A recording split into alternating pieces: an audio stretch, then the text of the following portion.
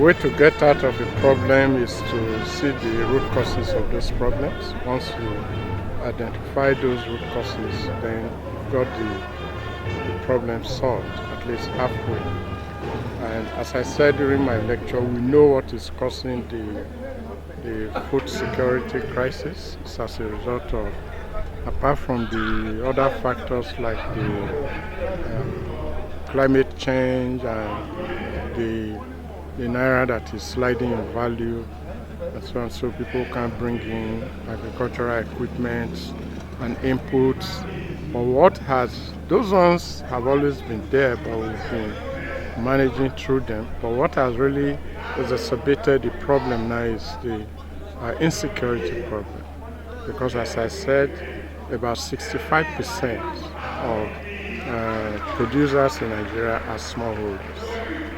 That is it. They are smallholders.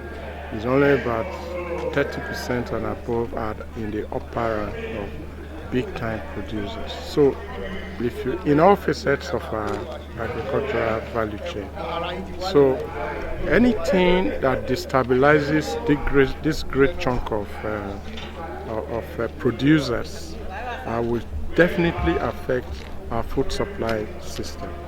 So, and if you look at it, the crisis that we have at hand, insecurity, insurgency in the northeast, banditry in the northwest and north central and other parts of the country, parts of the south in the country, are targeted at these livelihood sustainers. That's what I call them. They are the ones that can't go to farm, they can't produce, they can't clear the land, they can't plant, they can't harvest.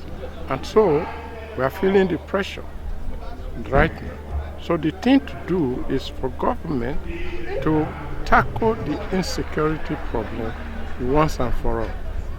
Go after the bandits, go after their sponsors. We know where they are in the forest. So it's kind of shocking to me that we cannot raid these forests. The only way is value addition. It's not enough to be good at primary production.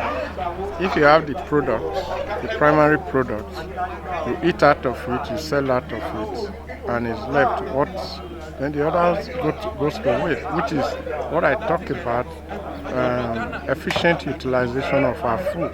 We must go into the next phase of industrialization. That is just the only thing. If you take a primary product, you can turn it's not rocket science, it's been done elsewhere. If we take primary product, you can take it further.